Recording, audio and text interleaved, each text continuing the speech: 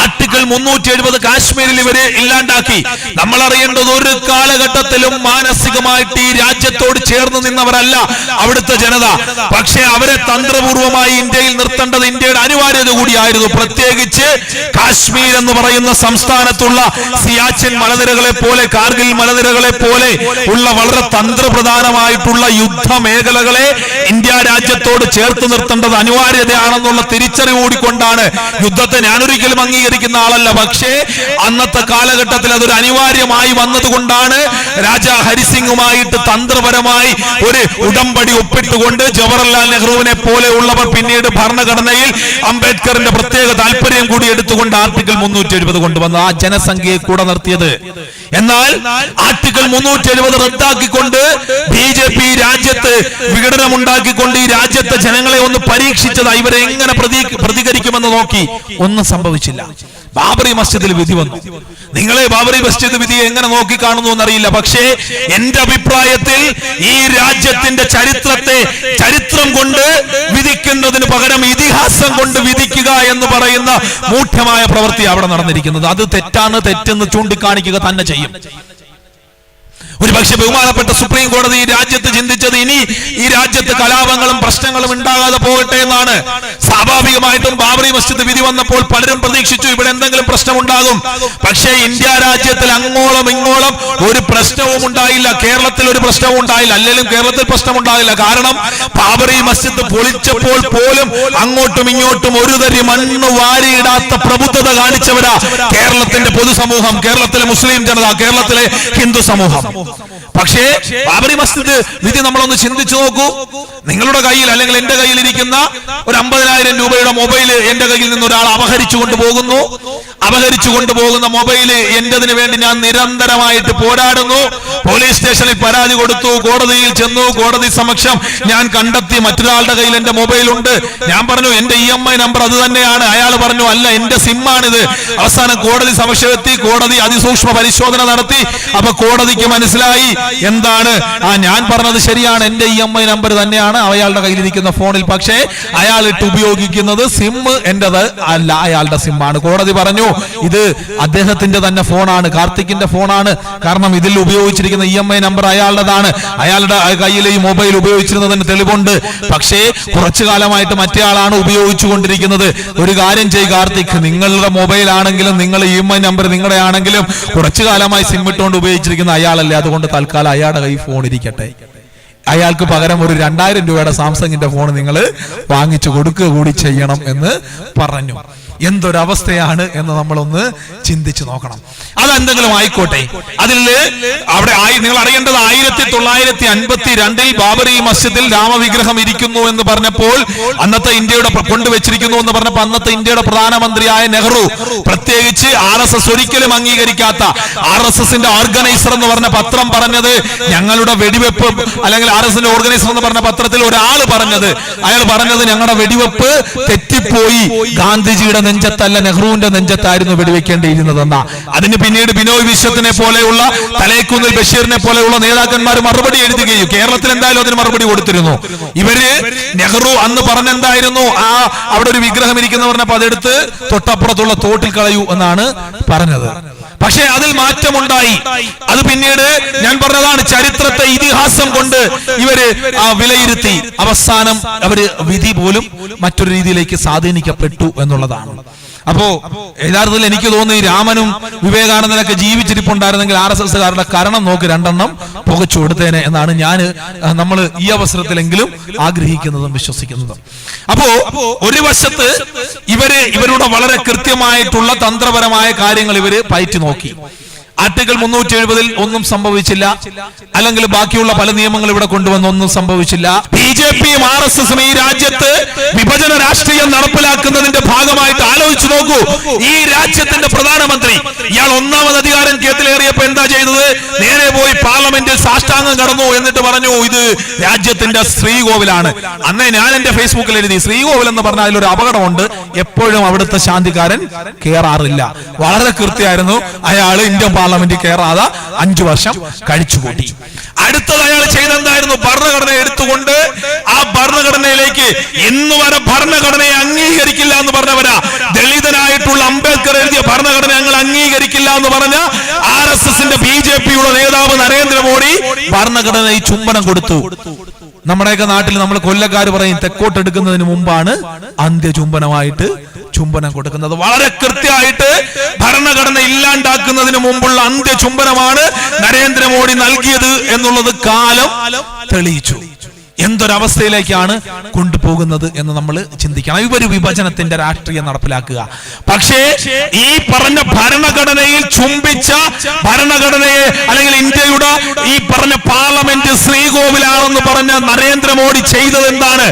ഈ രാജ്യത്തിന്റെ പ്രധാനമന്ത്രിമാർ, എന്തിന് വാജ്പേയി പോലും ഇത്രയും വൃത്തിയോട് പറഞ്ഞിട്ടില്ല. അയാൾ പറഞ്ഞത് കലാപകാരികളെ വേഷം കണ്ടാ തിരിച്ചറിയാം. പക്ഷെ അവിടെ നരേന്ദ്രമോദിക്ക് തെറ്റിപ്പോയി. എനിക്ക് പൂണൂലിന്റെ രാഷ്ട്രീയത്തോട് വിയോജിപ്പുള്ള ആളാണ്. പക്ഷേ അന്ന് അത് അനിവാര്യതയായിരുന്നു. ഡൽഹിയിൽ ജാമിയ മിലിയ ഇസ്ലാമിയ യൂണിവേഴ്സിറ്റിയുടെ മുമ്പിൽ സമരം ചെയ്ത കുട്ടികൾ, ആൺകുട്ടികൾ ഷട്ടൂരി കളഞ്ഞു. എന്നിട്ട് നെഞ്ചിലേക്ക് കൈ ചൂണ്ടി വാരണാസിയിൽ നിന്ന് വന്ന പൂണൂലിട്ടൊരു ചെറുപ്പക്കാരൻ ചോദിച്ചു, മിസ്റ്റർ നരേന്ദ്രമോദി, എന്റെ വേഷം കണ്ടിട്ട് താൻ ഏത് കലാപകാരിയാണ് തിരിച്ചറിഞ്ഞതെന്ന് ചോദിച്ചു. എന്റെ പ്രതീക്ഷ അവിടെയാണ്. ഈ രാജ്യത്തിലെ വിവിധ രാഷ്ട്രീയ പ്രസ്ഥാനങ്ങളിൽ, വിവിധ മതങ്ങളിൽ, വിവിധ ജാതികളിൽ ഉള്ള ഒരു വലിയ കൂട്ടം ചെറുപ്പക്കാർ ഇന്നും ഇന്ത്യയുടെ തെരുവോരങ്ങളിൽ സമരത്തിലാണ്. അവരിലാണ് നമ്മളുടെ പ്രതീക്ഷ. അവരെ തോൽപ്പിക്കാൻ പറ്റില്ല എന്ന തിരിച്ചറിവിലാണ് ഈ രാജ്യത്തെ ഏറ്റവും വലിയ വർഗീയവാദി, എവിടെ മൈക്ക് കിട്ടിയാലും വർഗീയ വിഷം മാത്രം തുപ്പുന്ന അമിത്ഷാ കഴിഞ്ഞ ദിവസം പറഞ്ഞിരിക്കുന്നു, BJPക്കാർ സംയമനം പാലിക്കണം, നിങ്ങള് വർഗീയപരമായ പരാമർശം നടപ്പിലാക്കരുതെന്ന്. എന്തൊരവസ്ഥയാണെന്ന് ആലോചിച്ച് നോക്കണം. ഈ രാജ്യത്തെ ഏറ്റവും വലിയ കുഴപ്പക്കാരൻ തന്നെ അത് പറയുന്ന അവസ്ഥയിലേക്ക് വന്നു എങ്കിൽ ഈ രാജ്യത്ത് നമ്മൾ നടത്തുന്ന സമരം ശരിയായ ദിശയിലേക്കാണ് എന്നുള്ളതിന്റെ സൂചനയാണ്. BJPയോടും RSSനോടും പറയാനുള്ളത് ഞാൻ നിരന്തരമായിട്ട് പറഞ്ഞുകൊണ്ടിരിക്കുന്നതാണ്. അതുകൊണ്ട് അതിന്റെ വിശാലതയിലേക്ക് കടന്നു പോകുന്നില്ല. പക്ഷേ നമ്മൾ ഇത് നിരന്തരമായി ഈ കാര്യങ്ങൾ പറയുമ്പോൾ, ഇതിനെ വസ്തുനിഷ്ഠമായി ചൂണ്ടിക്കാണിക്കുമ്പോൾ പാകിസ്ഥാനിൽ പോകാനാ പറയുന്നത്. ഇവന്മാരുടെ തറവാട്ട് സ്വത്താണോ പാകിസ്ഥാൻ? അവിടോട്ട് നമ്മളെ കൊണ്ട് തടങ്കൽ പാളയത്തിൽ താമസിക്കാൻ?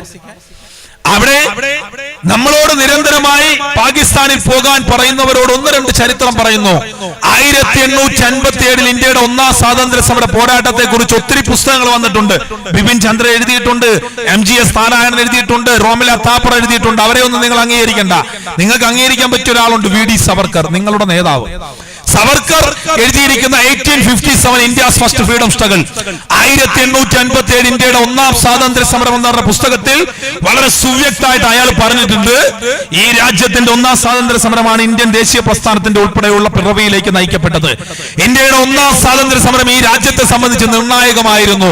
അതിൽ അവസാനം അദ്ദേഹം എഴുതിയിരിക്കുന്നത് ഇങ്ങനെയാണ്: ഇന്ത്യയുടെ 1ാം സ്വാതന്ത്ര്യ സമരത്തിൽ ആയിരക്കണക്കിന് 10,000-കണക്കിന് മനുഷ്യർ രക്തസാക്ഷികളായി. അതിൽ 3/4 പേരും ബഹുഭൂരിപക്ഷം പേരും ഇസ്ലാം നാമധാരികളായിരുന്നു എന്ന് എഴുതി വെച്ചിരിക്കുന്നത് നിങ്ങളുടെ വീർ സവർക്കറാണ്. അയാൾ എഴുതി വെച്ചത് കള്ളമാണെന്ന് പറഞ്ഞുകൊണ്ട് നിഷേധിക്കാൻ BJPക്ക് RSSനും പറ്റുമോ? ആ ഒരു സമുദായത്തിനോടാണ് ഇവന്മാർ ഇപ്പൊ ദേശസ്നേഹത്തിന്റെ സർട്ടിഫിക്കറ്റും ചോദിച്ചുകൊണ്ട് വരുന്നത്. ഈ രാജ്യത്ത് ഞങ്ങളെ പോലെയുള്ളവർ സംസാരിച്ചിട്ട് പറയുന്ന ജയ് ഹിന്ദ് എന്ന് പറഞ്ഞ മുദ്രാവാക്യം, അത് ഇന്ത്യൻ നാഷണൽ ആർമിയുടെ പോരാട്ട വീതിയിൽ നേതാജി സുഭാഷ് ചന്ദ്രബോസിനൊപ്പം നിന്നുകൊണ്ട് വിളിച്ചു കൊടുത്തത് ആബിദ് ഹസൻ സഫാനി എന്ന് പറഞ്ഞ മുസൽമാനായിരുന്നു. ഇൻകുലാബ് സിന്ദാബാദ്, വിപ്ലവം വിജയിക്കട്ടെ എന്ന് ഈ രാജ്യത്തിന് പറഞ്ഞു കൊടുത്തത് ഉറുദു കവിയായിരുന്ന, എഴുത്തുകാരനായിരുന്ന ഹസ്രത് മുഹാനി എന്ന് പറഞ്ഞ മുസൽമാനാണ്. 1942 ആഗസ്റ്റ് 9-ാം തീയതി ഈ രാജ്യത്ത് നിന്നുകൊണ്ട് ബ്രിട്ടീഷുകാരാ നീ ഇവിടെ നിന്നും പോകൂ എന്ന് പറഞ്ഞു ക്വിറ്റ് ഇന്ത്യ എന്ന് ബ്രിട്ടീഷുകാരന്റെ മുഖത്ത് നോക്കി പറഞ്ഞത് യൂസഫ് മെഹ്റലി എന്ന് പറഞ്ഞ മുസൽമാനായിരുന്നു. എത്രയോ പേരുടെ ചരിത്രം ഈ രാജ്യത്തിന്റെ സ്വാതന്ത്ര്യ സമര പോരാട്ടത്തിൽ രക്തസാക്ഷികളായ അബ്ദുള്ളയെ പോലെ, ഷാഹിദ് അലിയെ പോലെ, അഷാഖുള്ള ഖാനെ പോലെ, വക്കം അബ്ദുൽ ഖാദറിനെ പോലെ എത്രയോ പേരുടെ ചരിത്രം ഈ രാജ്യത്ത് നമുക്ക് പറയുവാനുണ്ട്. ഈ രാജ്യത്തിന് ജാമിയ ഇസ്ലാമിയ നൽകിയ മൗലാന ഷൗക്കത്ത് അലിയെ പോലെയുള്ളവർ, ആലി സഹോദരന്മാരുടെ അവരുടെ നേരിട്ടുള്ള ഇടപെടൽ നടത്തിയ പോരാട്ടങ്ങൾ, അവരുടെ അമ്മയായ ആബിദ് ഷാനിദ ബീഗത്തെ പോലെ എത്രയോ പേരുടെ ധീരമായ കഥകൾ പറയുവാനുണ്ട്. അബ്ദുറഹ്മാൻ സാഹിബിനെ പോലെ ഈ സംസ്ഥാനത്ത് നിന്നുകൊണ്ട് പോരാട്ടം നടത്തിയവർ എത്രയോ പേര്, എത്രയോ ഇസ്ലാം നാമധാരികൾ ഈ രാജ്യത്തിന് വേണ്ടി രക്തസാക്ഷികളായി ഈ രാജ്യത്തിന് മറക്കുവാൻ പറ്റാത്ത സംഭാവനകൾ നൽകി. സയ്യിദ് അലി മുഹമ്മദ് ഖാനെ പോലെയുള്ളവരാണ് അലിഗഡ് യൂണിവേഴ്സിറ്റി സ്ഥാപിച്ചത്. ഇനിയും ഈ രാത്രി പുലരുവോളം പറയുവാൻ ഒത്തിരി കാര്യങ്ങളുണ്ട്, ഞാൻ അതിലേക്ക് കടന്നു പോകുന്നില്ല. ആ വലിയൊരു സമൂഹത്തോടാണ് ഇവര് ദേശസ്നേഹത്തിന്റെ സർട്ടിഫിക്കറ്റ് ചോദിക്കുന്നത്. നമ്മൾ അറിയേണ്ടത്, ഈ രാജ്യത്തിന്റെ സ്വാതന്ത്ര്യ സമര പോരാട്ടത്തിൽ രക്തസാക്ഷികളായ ചന്ദ്രശേഖർ ആസാദിനെ പോലെ, രാജ്ഗുരുവിനെ പോലെ, സൂര്യസെന്നിനെ പോലെ, ഭഗത് സിംഗിനെ പോലെയുള്ളവരുടെ സ്വാതന്ത്ര്യ സമര പോരാട്ടത്തിന്റെ ചരിത്രമെങ്കിലും RSSഉം BJPയും പഠിക്കണം.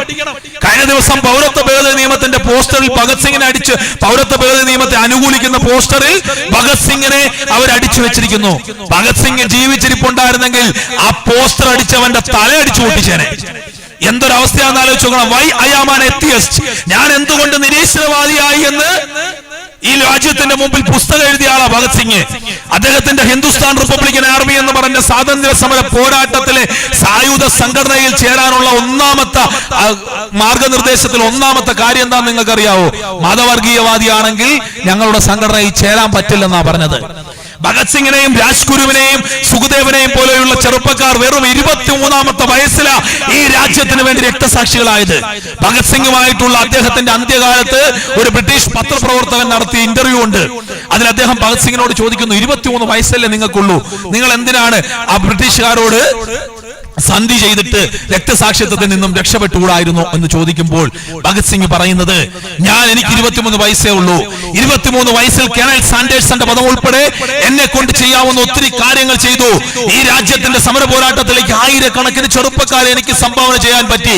പക്ഷെ നിങ്ങൾ അറിയേണ്ടത്, എന്റെ 23-ാമത്തെ വയസ്സിൽ ഭഗത് സിംഗ് എന്ന ഞാൻ ഇവിടെ രക്തസാക്ഷിയായാൽ, ഭഗത് സിംഗ് എന്ന് പറയുന്ന ഒരു രക്തസാക്ഷി ഉണ്ടാകുമ്പോൾ ഈ രാജ്യത്തിന്റെ സ്വാതന്ത്ര്യ സമര പോരാട്ടത്തിലേക്ക് 23 വയസ്സുള്ള ചെറുപ്പക്കാരൻ രക്തസാക്ഷി ആയി എന്നതിന്റെ ആ സന്ദേശത്തിന്റെ അടിസ്ഥാനത്തിൽ ഒന്നല്ല, 1000 പതിനായിരക്കണക്കിന് ലക്ഷക്കണക്കിന് ഭഗത് സിംഗുമാരെ ഈ രാജ്യത്തിന്റെ സ്വാതന്ത്ര്യ സമര പോരാട്ടത്തിലേക്ക് കിട്ടും. അതുകൊണ്ട് തൂക്കുമരത്തിൽ ഊയാലാടാൻ ഞാൻ തയ്യാറാണെന്ന് പറഞ്ഞുകൊണ്ട് ഈ രാജ്യത്തിന്റെ സ്വാതന്ത്ര്യ സമര പോരാട്ടത്തിൽ രക്തസാക്ഷികളായ ചെറുപ്പക്കാരാണ് അവരൊക്കെ. ജതിൻ ദാസ് എന്ന് പറഞ്ഞ ഒരു ചെറുപ്പക്കാരൻ 64 ദിവസമാണ് പട്ടിണി കിടന്നത്. 64-ാമത്തെ ദിവസം പട്ടിണി കിടന്ന് മൂക്കിൽ നിന്ന് രക്തം വന്ന് വായിൽ കൂടെ പത വന്ന് പട്ടിണി മരണം നടത്തിയ ജതിൻ ദാസിനെ പോലെയുള്ള ചെറുപ്പക്കാർ ഈ രാജ്യത്ത് ജീവിച്ചിരിപ്പുണ്ടായിരുന്നു. ജതിൻ ദാസിനോടും ചോദിച്ചതാണ്, നിങ്ങൾക്ക് ഒന്നുമില്ലെങ്കിലും ആ നിരാഹാരം അവസാനിപ്പിച്ചൂടെ? അന്ന് ജതിൻ ദാസ് പറഞ്ഞത് അതായിരുന്നു. ഈ രാജ്യത്തിന് നിരാഹാരം എന്ന് പറയുന്നത് ഗാന്ധിജി സംഭാവന ചെയ്ത നിരാഹാരം എന്ന് പറഞ്ഞ ആശയത്തെ എന്നെ പോലെയുള്ളവർ ഏറ്റെടുത്ത് രക്തസാക്ഷിത്വം വഹിക്കുമ്പോൾ അത് ഈ വലിയ പോരാട്ടത്തിലേക്ക് അതുകൊണ്ട് നമുക്ക് ചേർത്ത് വെക്കാൻ പറയുമെന്ന് പറഞ്ഞുകൊണ്ട് ആ ജതിൻ ദാസിനെ പോലെയുള്ളവർ രക്തസാക്ഷികളായത്. ഞാനിത് പറഞ്ഞു വന്നത് സംഘപരിവാറിനെ, BJPയെ അവരുടെ ചരിത്രം ഓർമ്മിപ്പിക്കാനാ. ജതിൻ ദാസിനെ പോലെ, ഭഗത് സിംഗിനെ പോലെ, സുഖദേവനെ പോലെ, രാജ്ഗുരുവിനെ പോലെയുള്ള ചെറുപ്പക്കാർ ഞങ്ങൾ മരണപ്പെടുമെന്ന് പറഞ്ഞുകൊണ്ട് തൂക്കുമരത്തിലേക്കോ അല്ലെങ്കിൽ പട്ടിണി കിടന്ന മരണത്തിലേക്കോ നയിക്കപ്പെട്ടപ്പോൾ സ്വയം തയ്യാറായി പോയപ്പോൾ നിങ്ങളുടെ നേതാക്കന്മാർ എന്താണ് ചെയ്തത്? ഇന്ത്യൻ നാഷണൽ കോൺഗ്രസ് പ്രവർത്തകനായി, പിന്നീട് ഹിന്ദു മഹാസഭയുടെ പ്രവർത്തകനായി, പിന്നീട് RSSന്റെ സ്ഥാപക നേതാക്കന്മാരിൽ ഒരാളായി മാറിയ നിങ്ങളുടെ സവർക്കർ 6 തവണയാ മാപ്പെഴുതി കൊടുത്തത്. 5 തവണ മാപ്പെഴുതി കൊടുത്ത് വീര്യമില്ലാത്തത് കൊണ്ട് 6-ാമത്തെ തവണ ഞാനും എന്റെ പ്രസ്ഥാനവും ബ്രിട്ടീഷ് സാമ്രാജ്യത്തിന്റെ വിധേയത്വമുള്ള അടിമയായിരിക്കുമെന്ന് പറഞ്ഞുകൊണ്ടാണ് സവർക്കർ മാപ്പെഴുതിയത്. AB വാജ്പേയി മാപ്പെഴുതി, ഗോൾവർക്കർ മാപ്പെഴുതി. ഗോൾവർക്കർ ക്വിറ്റ് ഇന്ത്യ സമര കാലഘട്ടത്തിൽ അയാളെ കണ്ടുകൊണ്ട് 3 ചെറുപ്പക്കാര് ഞങ്ങൾ ഈ രാജ്യത്തിന്റെ സ്വാതന്ത്ര്യ സമര പോരാട്ടത്തിൽ ഇറങ്ങാൻ, ഇന്ത്യൻ ദേശീയ പ്രസ്ഥാനത്തിൽ ചേരാൻ പോകുന്നു എന്ന് പറഞ്ഞപ്പോൾ അത് പാടില്ല, ബ്രിട്ടീഷുകാർക്കെതിരെയുള്ള പോരാട്ടം അനിവാര്യമല്ല എന്ന് പറഞ്ഞുകൊണ്ട് ആ ചെറുപ്പക്കാരോട് സംഘപരിവാറിൽ ചേർന്ന് പ്രവർത്തിക്കാനാണ് ഞാൻ ഉപദേശം കൊടുത്തതെന്ന് ഗോൾവർക്കർ അയാളുടെ പുസ്തകത്തിൽ എഴുതി വെച്ചിട്ടുണ്ട്. അതാണ് ഇവരുടെ ചരിത്രം. അതുകൊണ്ട് BJP-യോടും RSS-നോടും സംഘപരിവാറുകാരോടും പറയുന്നത്, ഇവിടുത്തെ മുസ്ലിം സമുദായത്തിനോടോ ഇവിടുത്തെ മതേതര രാഷ്ട്രീയ പ്രസ്ഥാനങ്ങളോടോ നിങ്ങൾ പൗരത്വം തെളിയിക്കാൻ പറഞ്ഞാൽ ആദ്യം നിങ്ങൾ നിങ്ങളുടെ പ്രധാനമന്ത്രി നരേന്ദ്രമോദിയുടെയും സ്മൃതി ഇറാനിയുടെയും ഒറിജിനൽ ബിരുദ സർട്ടിഫിക്കറ്റ് കൊണ്ട് സാക്ഷ്യപ്പെടുത്തു. എന്നിട്ട് ഇവിടുത്തെ പൊതുസമൂഹത്തിനോട് പറയാം പൗരത്വം തെളിയിക്കാൻ. എന്തൊരവസ്ഥയാണെന്ന് ആലോചിച്ച് നോക്കണം. ഈ രാജ്യത്തിന്റെ സ്വതന്ത്രാനന്തര ഇന്ത്യ, ഇവിടെ നമ്മളോട് പാകിസ്ഥാനിൽ പോകാൻ പറയുമ്പോൾ നമ്മൾ പറയുന്നത് അതാണ്, നിങ്ങൾ പാകിസ്ഥാനിൽ പോകണം. ഇന്ത്യയുടെ അവിഭക്ത ഇന്ത്യയിലെ ഏറ്റവും വലിയ നഗരങ്ങളായിരുന്നു റാവൽപിണ്ടി, പെഷവാർ, കറാച്ചി, ഇസ്ലാമാബാദ്, ലാഹോർ. നിങ്ങൾ ചരിത്രം വായിച്ചാൽ, പ്രത്യേകിച്ച് നമ്മുടെ സ്വാതന്ത്ര്യ സമര പോരാട്ടത്തിന്റെ സാമൂഹിക പാഠകം പുസ്തകം നിങ്ങൾ വായിച്ചാൽ പോരെ. ഇന്ത്യ രാജ്യത്തിലെ സ്വാതന്ത്ര്യ സമര പോരാട്ടത്തിൽ നിങ്ങൾ എപ്പോഴും വായിക്കുന്നത് ലാഹോറും കറാച്ചിയും ഇസ്ലാമാബാദും പെഷവാറും റാവൽപിണ്ടി അല്ലേ? ഇന്ത്യ രാജ്യത്തിൽ അന്ന് വലിയ നഗരങ്ങളായിരുന്നു ഈ 5 നഗരങ്ങളും. പക്ഷേ സ്വാതന്ത്ര്യാനന്തര ഇന്ത്യയിൽ നിന്ന് അവര് അടന്നു പോവുകയും പാകിസ്ഥാൻ ആവുകയും ചെയ്തിട്ട് എന്താണ് ഇന്ന് 5 നഗരങ്ങളുടെ അവസ്ഥ? അന്നെന്തായിരുന്നു അതിനേക്കാൾ താഴേക്കാണ് ഈ നഗരങ്ങൾ പോയത്. ഇന്ത്യ രാജ്യത്ത് മറുവശത്ത് ബോംബെയും കൽക്കട്ടയും ഡൽഹിയും ഒക്കെ, ബാംഗ്ലൂരും മദ്രാസും ഉൾപ്പെടെ കൊച്ചി ഉൾപ്പെടെയുള്ള നഗരങ്ങൾ ഒത്തിരി പോരായ്മകളുണ്ട്, ഞാൻ അംഗീകരിക്കുന്നു. പക്ഷേ ആ നഗരങ്ങൾ ഉയർന്നു വരികയും ഈ രാജ്യത്തിലെ ഒത്തിരി പോരായ്മകൾ ഉള്ളപ്പോഴും ഈ രാജ്യത്തിലെ മനുഷ്യരുടെ ജീവിത നിലവാരം ഉയർന്നു വന്നു. നമ്മൾ ആലോചിക്കേണ്ടതല്ലേ, ഒരു കാലഘട്ടത്തിൽ അമേരിക്കക്കാരന്റെ ചോളം നിറച്ച ചോളപ്പൊടിയുമായുള്ള കപ്പൽ വന്നില്ലെങ്കിൽ പട്ടിണി കിടന്നിരുന്ന രാജ്യത്ത് നിന്നും ഒന്നുമില്ലെങ്കിലും നമുക്ക് ഭക്ഷണം കഴിക്കാൻ പറ്റുന്ന സാഹചര്യം ഉണ്ടായില്ലേ? ഒരു താഴെ ഉടുക്കുന്ന ഒരു മുണ്ടായിരുന്നു ഇന്ത്യക്കാരന്റെ ശരാശരി വസ്ത്രം. മേൽമുണ്ട് അറ്റത്തിന്റെ സൂചനയായിരുന്ന രാജ്യത്ത് നമ്മളെ പോലെയുള്ളവർ 1000-ന്റെയും 2000-ന്റെയും 3000-ന്റെയും പീറ്റർ ഇംഗ്ലണ്ടും ഹിൽട്ടണും വാൻ ഹുസൈനും ഇടുന്ന സ്ഥലത്തേക്ക് ഈ രാജ്യം മാറിയില്ലേ? നമ്മളുടെ കാൽപാദങ്ങൾ നഗ്നപാദങ്ങളിൽ കൂടി നടന്നെടുത്ത് 2000-ന്റെയും 3000-ന്റെയും 5000-ന്റെയും വുഡ്ലാൻഡ്സും റീബോക്കും നിക്കിയും ഇടുന്നൊരവസ്ഥയിലേക്ക് ഈ രാജ്യം വളർന്നില്ലേ? ഈ രാജ്യത്തെ മനുഷ്യന് കാളവണ്ടിയായിരുന്നു ഏറ്റവും ആഠ്യത്വമുള്ള വാഹനമെങ്കിൽ പൊതുവിദ്യാഭ്യാസ പൊതുഗതാഗതം വളർന്ന് KSRTC-യും ഇന്ത്യൻ റെയിൽവേയും എയർ ഇന്ത്യയും ഒക്കെ ഈ രാജ്യത്തുണ്ടായി. അത് പോരാത്തതിന് ഓരോ വീടുകളിലും ഇരുചക്ര വാഹനങ്ങളും മുച്ചക്ര വാഹനങ്ങളും 4 ചക്ര വാഹനങ്ങളിലുമേക്ക് ഈ രാജ്യം മാറിയില്ലേ? ഈ രാജ്യത്ത് 300 സർവകലാശാലകൾ ഉണ്ടായി, IIT-കൾ ഉണ്ടായി. ഈ രാജ്യത്ത് ഇൻകോസ്പാറും ISROയും പോലെയുള്ള സ്ഥാപനങ്ങൾ ഉണ്ടായി. DRDOയും DRDLയും ഉണ്ടായി. നാഗ്പൂരിലും ഖരഗ്പൂരിലും IIT-കൾ ഉണ്ടായി. All India institute of medical സയൻസുകൾ ഉണ്ടായി. ആതുരാലയങ്ങൾ ഉണ്ടായി. ഈ രാജ്യത്തിന് ഒത്തിരി പോരായ്മകൾ ഉണ്ടായെങ്കിലും മേട്ടൂരിലും ഹിരാക്കുട്ടിലും ബക്രാനെങ്കിലും അണക്കെട്ടുകൾ ഉണ്ടായി. ഈ രാജ്യത്ത് വൈദ്യുതിയും വെള്ളവും ഉണ്ടായി. ജലസേചന പദ്ധതികൾ ഉണ്ടായി. ഈ രാജ്യം പതുക്കെയെങ്കിലും വളർന്നു വന്നു. പോരായ്മകൾ ഉണ്ടെങ്കിലും ഈ രാജ്യത്ത് നരേന്ദ്രമോദിക്ക് നോട്ട് നിരോധിച്ച് 2000-ന്റെ നോട്ട് ഇറക്കിയപ്പോൾ അയാളുടെ നോട്ടിൽ മംഗൾയാൻ അടിച്ചു വെക്കാനുള്ള അവസരം ഈ രാജ്യത്തുണ്ടായി വന്നു. എങ്ങനെ ഉണ്ടായി? ഈ രാജ്യം മതേതരത്വമായിരുന്നത് കൊണ്ട്, ഈ രാജ്യത്ത് ഭരണഘടന ഉണ്ടായിരുന്നത് കൊണ്ട്. ഞാൻ നേരത്തെ പരാമർശിച്ച പാകിസ്ഥാനിലെ അവിഭക്ത ഇന്ത്യയുടെ ഭാഗമായിരുന്ന വലിയ വലിയ നഗരങ്ങളായിരുന്ന റാവൽപിണ്ടിയും ലാഹോറും കറാച്ചിയും ഒക്കെ ഇന്നും പിന്നോക്കം നിൽക്കുമ്പോൾ ഈ രാജ്യത്ത് ഇത്രയും മാറ്റം ഉണ്ടായത് എങ്ങനെയെന്ന് ചോദിച്ചാൽ, പാകിസ്ഥാൻ മതാധിഷ്ഠിത രാജ്യമായതുകൊണ്ട് ആ രാജ്യം അങ്ങനെ നിൽക്കുകയും മതേതര രാജ്യമായ ഭരണഘടന ഉണ്ടായ രാജ്യം ഇങ്ങനെയായി മാറുകയും ചെയ്തതാ. ഭരണഘടന ഉണ്ടാക്കിയ BR അംബേദ്കറിന്റെ ചരിത്രം എന്തായിരുന്നു നമ്മൾ ചിന്തിക്കണ്ടേ?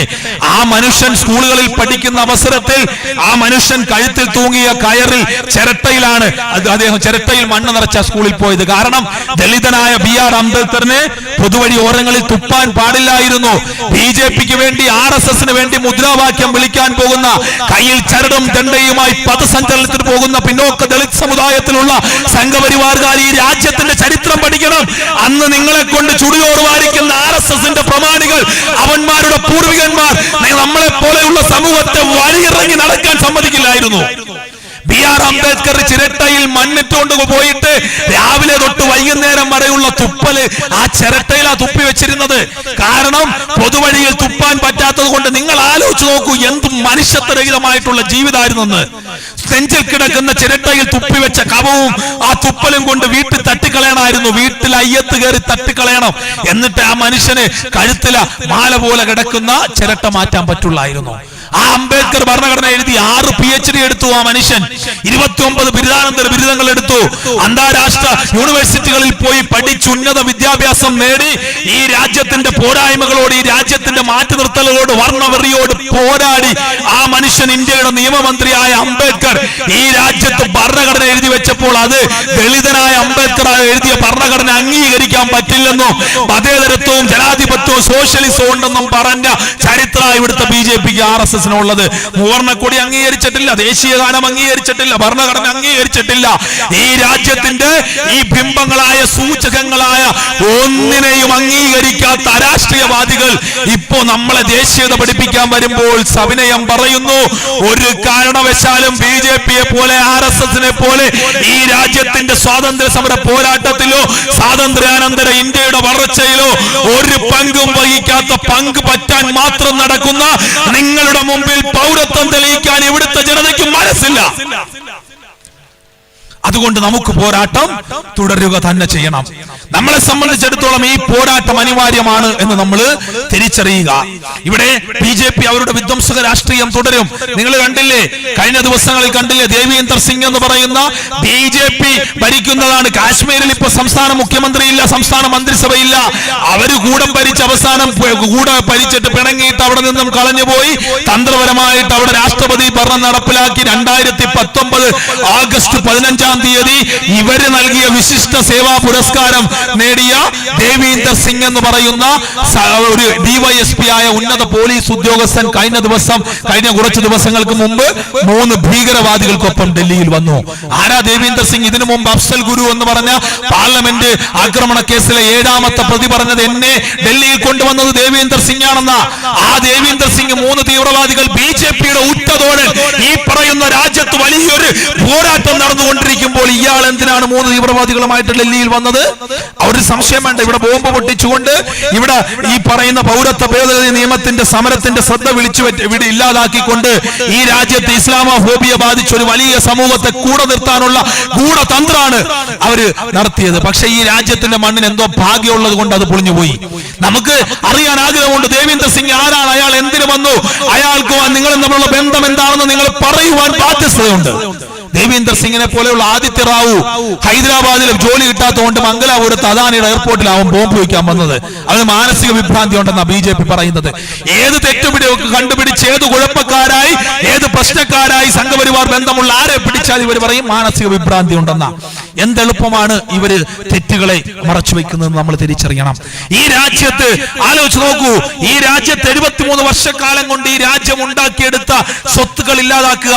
250 കോടിയായിരുന്നു ഇന്ത്യയിലെ LIC life insurance corporation of India ഉണ്ടാകുമ്പോൾ അതിന്റെ ആസ്തി എന്ന് പറഞ്ഞാൽ 250 കോടിയാ. ഇന്നത്തെ ആസ്തി എത്ര നിങ്ങൾക്കറിയാവോ? 30 ലക്ഷം കോടിയാ. ഇന്ത്യയുടെ ബഡ്ജറ്റ് എന്ന 29 ലക്ഷം കോടിയേക്കാൾ ഉന്നതമായ 30 ലക്ഷം കോടി ആസ്തിയുള്ള LIC ഒരു വിൽക്കാൻ പോന്നു. 13 ലക്ഷം കോടിയുടെ ആസ്തിയുള്ള BPCL ഭാരത് പെട്രോളിയം കോർപ്പറേഷൻ ലിമിറ്റഡിനെ വെറും 65,000 കോടിക്ക് വിൽക്കാൻ പോകുന്നു. BJP ആയിട്ട് ബന്ധമുള്ള 23 ശതകോടീശ്വരന്മാര് 10 ലക്ഷം കോടിയായിട്ടാണ് ഈ രാജ്യത്തു നിന്നും കടന്നുപോയത്. BJPക്ക് ഏറ്റവും ഇഷ്ടമുള്ള 63 കോടീശ്വരന്മാരുടെ കയ്യിലാണ് ഇന്ത്യ രാജ്യത്തിന്റെ 93% സ്വത്ത്. BJPയുടെ ആഭ്യന്തരമന്ത്രി അവരുടെ ദേശീയ പ്രസിഡന്റ് അമിത്ഷായുടെ മകന് ഈ കഴിഞ്ഞ 5 വർഷക്കാലത്തെ ഭരണം കൊണ്ട് 10,000 ഇരട്ടിയാണ് സ്വത്ത് വർദ്ധിച്ചത്. ഈ രാജ്യത്തിന്റെ അഭിമാന സ്തംഭമായിട്ടുള്ള കെൽട്രോൺ പോലെ, കൊച്ചിൻ റിഫൈനറി പോലെ, എയർ ഇന്ത്യ പോലെ, BSN പോലെയുള്ള സ്ഥാപനങ്ങൾ ഇവർ ഇല്ലാതാക്കാൻ ശ്രമിക്കുകയാണ്. ഈ രാജ്യത്ത് 73 വർഷത്തെ സ്വതന്ത്ര ഇന്ത്യയിലെ ഏറ്റവും വലിയ തൊഴിലില്ലായ്മയാണ് ഈ രാജ്യത്ത് ഉണ്ടായിക്കൊണ്ടിരിക്കുന്നത് എന്ന് പറയുന്നത് ഇവിടുത്തെ തൊഴിൽ മന്ത്രാലയം എന്ന് പറഞ്ഞ നരേന്ദ്രമോദിയുടെ കീഴിലുള്ള സ്ഥാപനമാണ്. 10 കോടി പേർക്ക് തൊഴിൽ കൊടുക്കുമെന്ന നരേന്ദ്രമോദി പറഞ്ഞിട്ട് 3.25 ലക്ഷം പേർക്ക് കേരള പബ്ലിക് സർവീസ് കമ്മീഷൻ കൊടുത്ത തൊഴിലിനേക്കാൾ കുറവാണ് ഈ രാജ്യത്ത് തൊഴിൽ കൊടുത്തത് എന്ന് പറയുന്നത് നരേന്ദ്രമോദിയുടെ കീഴിലുള്ള ഇന്ത്യൻ ലേബർ ബ്യൂറോ എന്ന് പറഞ്ഞ സ്ഥാപനമാണ്. ഈ രാജ്യത്ത് നോട്ട് നിരോധനത്തിൽ 2.25 കോടി പേർക്ക് തൊഴിൽ നഷ്ടപ്പെട്ടു എന്ന് പറയുന്നത് BJPയുടെ തൊഴിലാളി സംഘടനയായ ഭാരതീയ മസ്ദൂർ സംഘിന്റെ ദേശീയ അധ്യക്ഷനായ തൃശൂറുകാരനായ മലയാളിയായ സജി നാരായണനാണ്.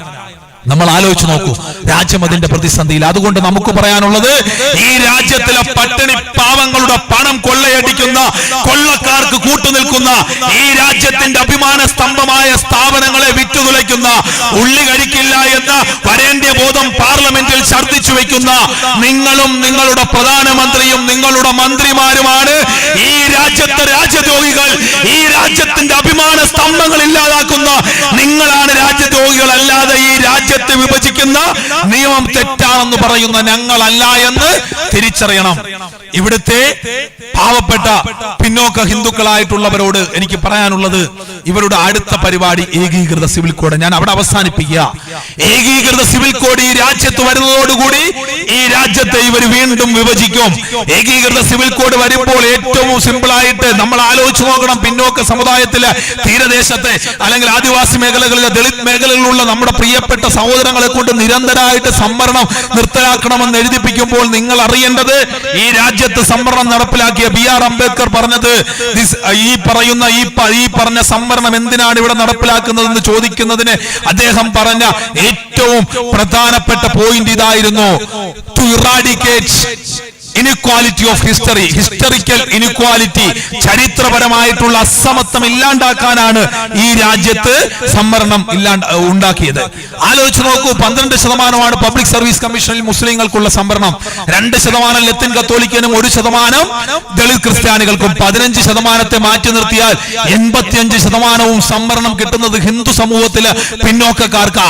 ആ സംവരണം ഇല്ലാതാക്കണമെന്ന് പറയുന്നതിന്റെ അജണ്ട വളരെ കൃത്യമാണ്. BJPയുടെയും RSSന്റെയും അജണ്ടയിൽ കേരളത്തിലെ നായർമാർ ഉൾപ്പെടെയുള്ള പിന്നെ പുറകിലേക്കുള്ള ഒരു ജാതിയും വരുന്നില്ല. എന്തിനു പറയുന്നു? കേരളത്തിലെ ബ്രാഹ്മണന്മാരില്ല, ദക്ഷിണേന്ത്യക്കാരില്ല. അവർക്ക് LK അദ്വാനിയെ പോലെ, മുരളി മനോഹർ ജോഷിയെ പോലെ, മോഹൻ ഭഗത്തിനെ പോലെ ആ നീളം, ആ നിറം, ആ ഉയരം, ആ പറയുന്ന ശാരീരിക അംഗവിക്ഷേപങ്ങളുള്ള ബ്രാഹ്മണിക്കൽ അജണ്ടയിലുള്ളവർ മാത്രമാണ് BJPയുടെയും RSSന്റെയും ഹിന്ദുക്കളെന്ന് തിരിച്ചറിയണം.